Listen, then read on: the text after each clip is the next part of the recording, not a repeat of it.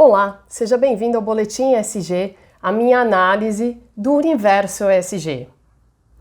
Talvez você já tenha se deparado com a dificuldade de vender internamente na empresa projetos de sustentabilidade, de ESG, ou seja, a dificuldade de convencer a alta administração de que aqueles projetos são necessários, de que eles são importantes para o futuro da empresa. Há muitas técnicas que podem ser utilizadas para mostrar e ilustrar o valor que projetos de sustentabilidade trazem para o negócio. Uma delas, por exemplo, é o retorno sobre investimento de projetos de sustentabilidade. Inclusive, a gente lá no GVCS fez 2 publicações sobre esse tema. Eu vou colocar o link aqui nos comentários, caso você se interesse no uso da ferramenta, enfim, como mostrar, apontar o valor econômico-financeiro de projetos de sustentabilidade. Mas essa é uma ferramenta. Há uma outra ferramenta que nos ajuda rapidamente a ler um pouco a cultura de tomada de decisão do negócio. E ao ler essa cultura, de maneira rápida, expedita, você pode priorizar projetos de sustentabilidade à luz de critérios que são talvez mais utilizados na tomada de decisão. Então, ao olhar para isso, para esse cenário, é quase que uma leitura de cenário, você pode olhar lá para o seu pipeline de projetos de sustentabilidade, aqueles projetos que estão na sua carteira e que precisam ser aprovados, e tentar encontrar os melhores argumentos à luz desse cenário que eu vou discutir aqui hoje. E essa leitura de cenário passa por conhecermos a base de acionistas da empresa. Ou seja, dedicar um tempo a entender quais as características, quais os principais comportamentos da base de acionistas da empresa. E é sobre isso que eu vou falar. A gente pode analisar os acionistas, por exemplo, com base na sua estrutura legal, na base da forma como eles estão organizados legalmente. Então, por exemplo, você pode ter investidores, acionistas, que fazem parte de grandes instituições financeiras, outros que fazem parte, por exemplo, de family offices, ou fundos de pensão, ou empresas de seguros, enfim. Cada um deles vai ter uma estrutura jurídica, legal, estão organizados legalmente de formas diferentes. E o que varia, nesses exemplos? Varia. A estrutura jurídica leva em conta, ou ela traz junto, o dever fiduciário. Então, conforme o investidor está numa estrutura jurídica mais complexa, envolvendo gestão de recursos de terceiros, por exemplo, muitas vezes ele tem um dever fiduciário mais complexo, mais profundo, previsto juridicamente. Então, isso traz também uma leitura, uma forma de se comportar à luz desses deveres legais.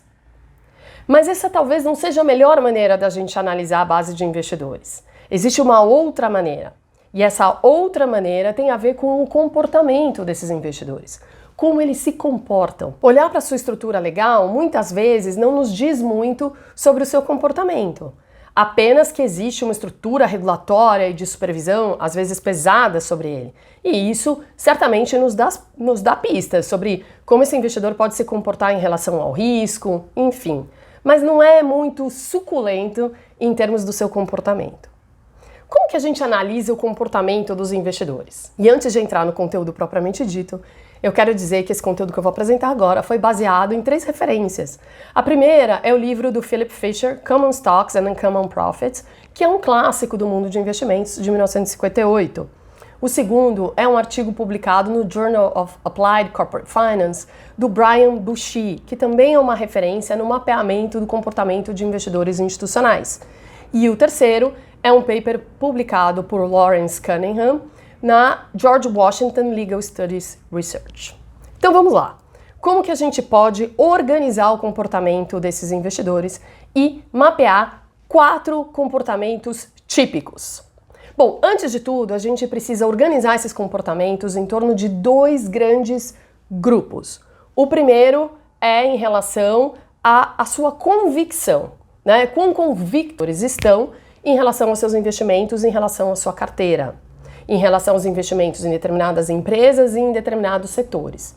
Essa convicção nos investimentos nós medimos com base na concentração da carteira. concentração versus diversificação. Então, aqueles investidores que, por exemplo, são muito diversificados, eles têm baixa convicção setorial ou por indústria. Aqueles investidores que têm uma alta convicção, eles vão ter um portfólio mais concentrado em alguns setores e em alguns negócios. O outro grupo de comportamento que a gente pode, somar a esse é o horizonte temporal de investimentos. Ou colocado de outra maneira, por quanto tempo o investidor segura aquele investimento, fica com aquele investimento. Ele pode ficar por um período de prazo pequeno, por um prazo curto, ou ele pode ficar por um prazo longo.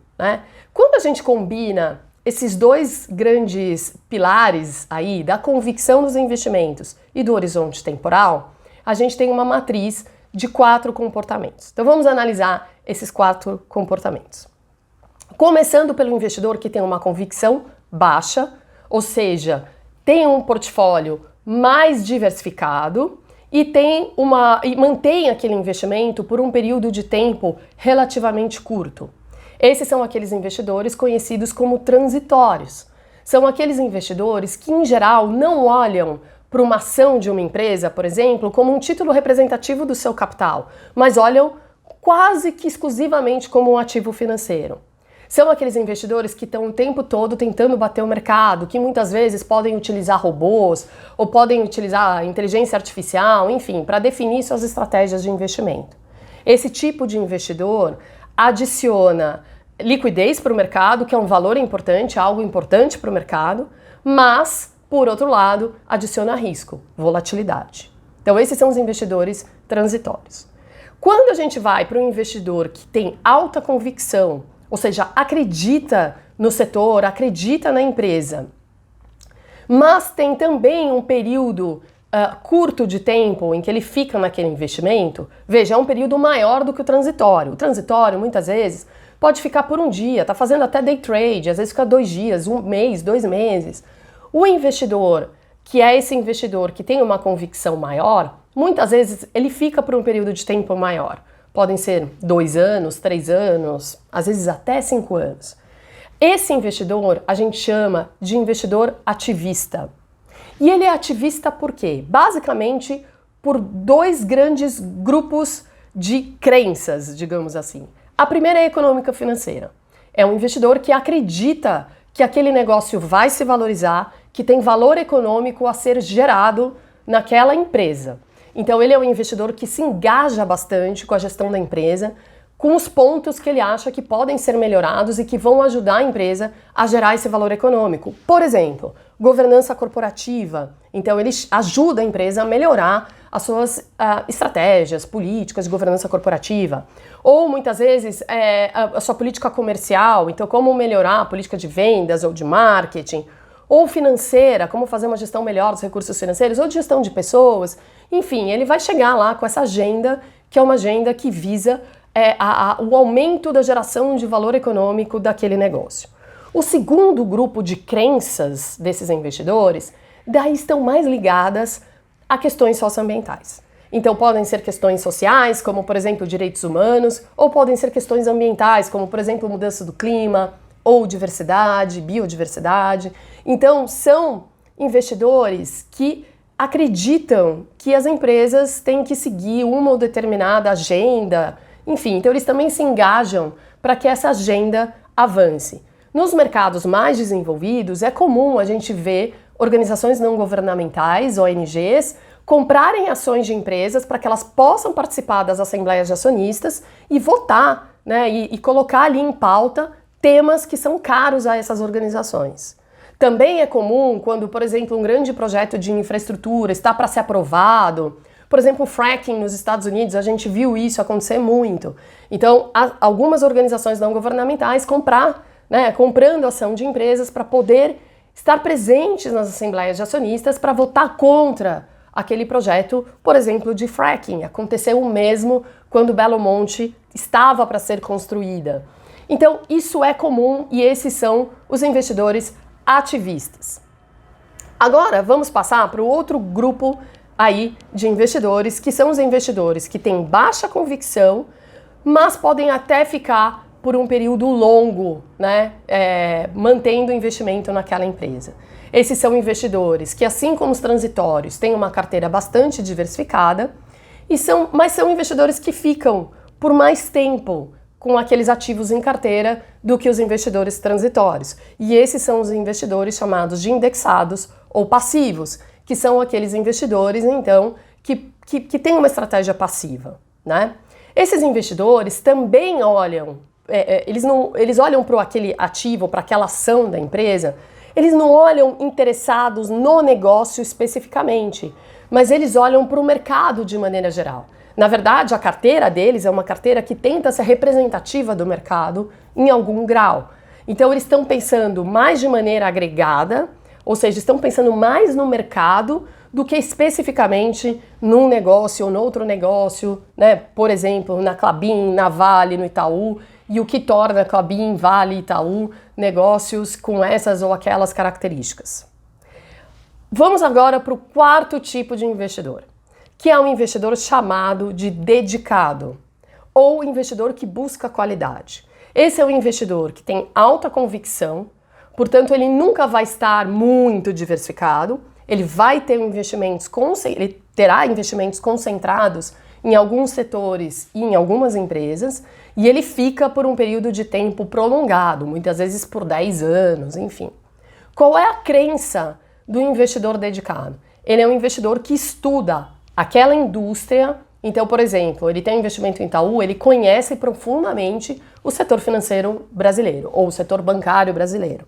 E aí ele conhece em detalhes e com muita dedicação, por exemplo, o Itaú. Por exemplo, ele vai conhecer com muita profundidade o setor de celulose e papel no Brasil, e aí vai focar em Klabin. E aí ele vai conhecer todos os detalhes que tornam a Klabin a Klabin. Então ele realmente é um investidor muito dedicado. E ele é um investidor que está apostando na geração de valor econômico no longo prazo também daquele negócio. Então ele é um investidor que acredita que há valor econômico a ser gerado que ainda não está capturado pelo mercado, porque este valor precisa ser criado.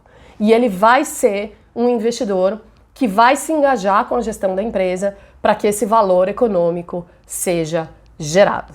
Então esse é o investidor dedicado. É importante dizer que esse investidor, quando ele olha para um investimento, então, por exemplo, Itaú, Klabin, Vale, Gerdau, ele realmente está olhando para a empresa, é aquela empresa.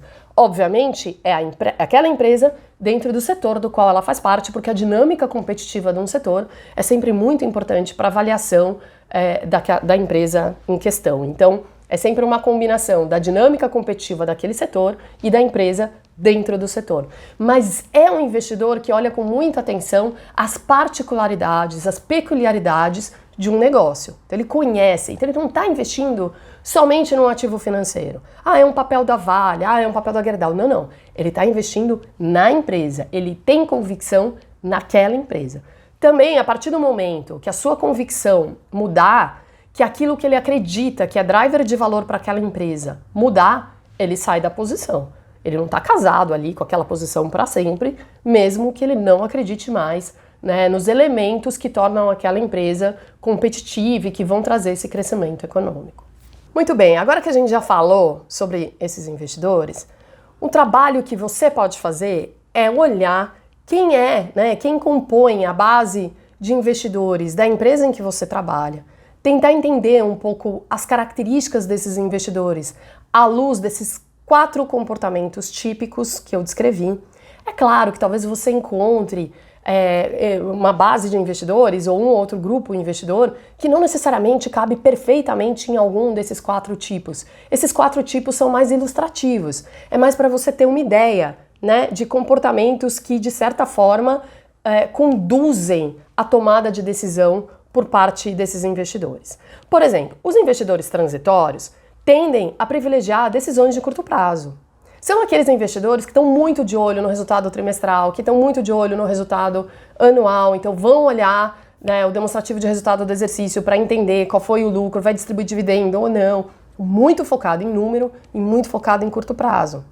Os indexados, um pouco também, mas também estão preocupados com risco, também estão preocupados com volatilidade, mas enfim, assim como os transitórios, eles não estão olhando para os diferenciais competitivos de cada um dos negócios que eles têm em carteira.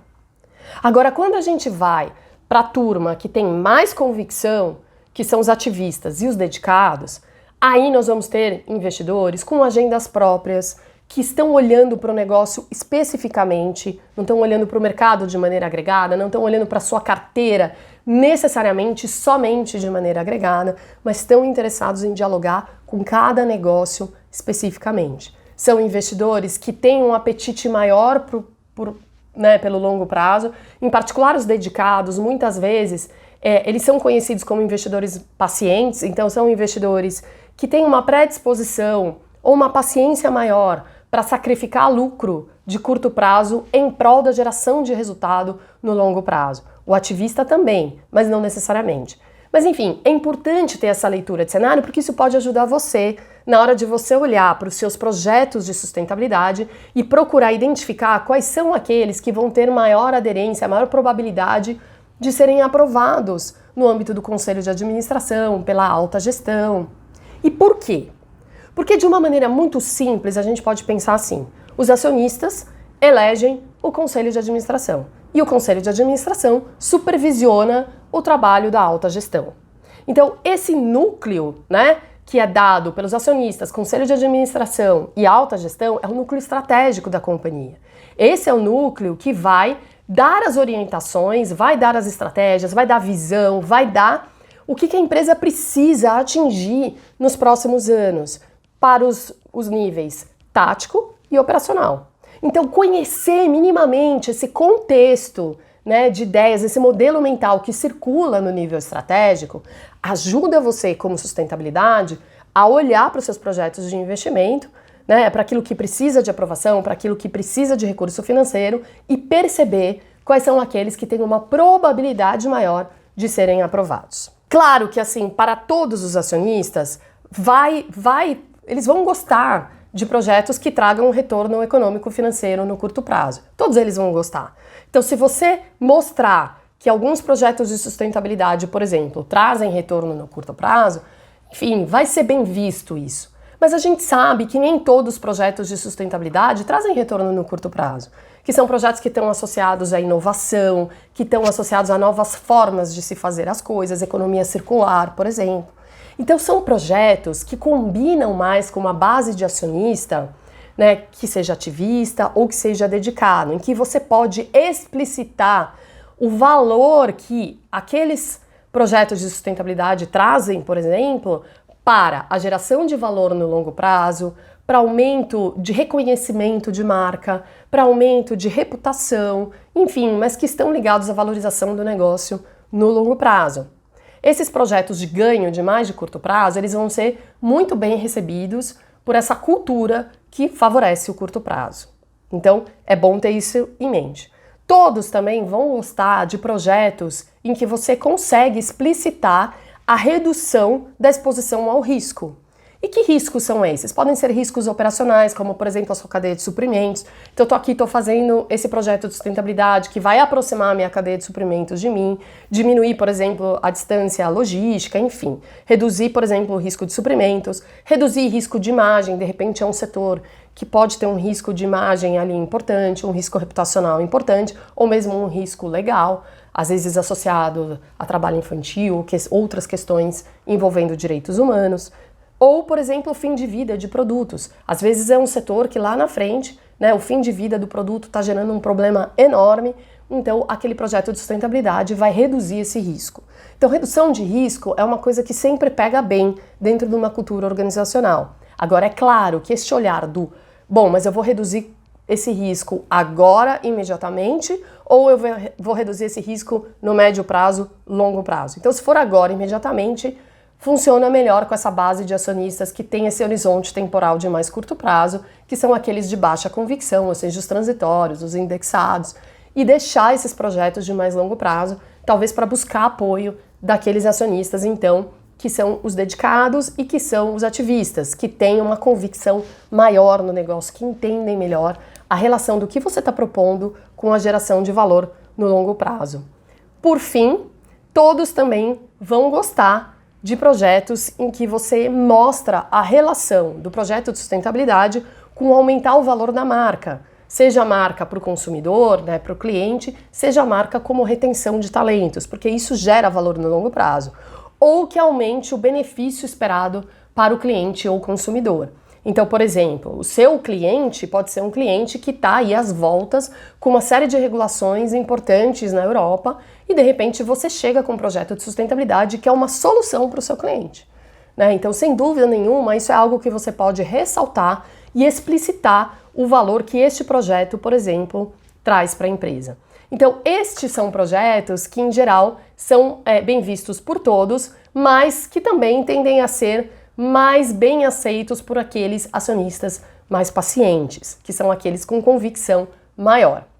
Sempre lembrando que, por exemplo, você pode ter investidores de impacto, né, na base de acionistas da sua empresa, que são aqueles investidores que geralmente são ativistas. Então, eles têm uma propensão a esperar um pouco, a entender, né, a conexão daquilo que você está propondo com a geração de valor econômico. Agora, muitas vezes, eles também podem querer impor uma agenda, que é a agenda de impacto deles, que não necessariamente tem aderência à matriz de materialidade da empresa ou mesmo aos planos estratégicos da empresa. E isso pode gerar alguns conflitos, não só com a gestão da empresa, mas também com os outros acionistas, que podem não ver valor naquilo. Então, enfim, isso aqui não é para resolver a vida de você que trabalha com sustentabilidade e dizer para você, olha, com isso você resolve todos os seus problemas, de maneira nenhuma. É mais uma ferramenta na sua caixa de ferramentas, que deve ser ampla, porque a gente precisa mesmo lançar a mão de várias ferramentas, mas essa leitura de contexto, né, do cenário em que se dá o nível estratégico da corporação, pode te ajudar a pensar que projetos têm mais chance de serem aprovados e talvez começar a busca por recursos e a venda desses projetos dentro da empresa, talvez por eles. Eu te vejo no próximo Boletim ESG.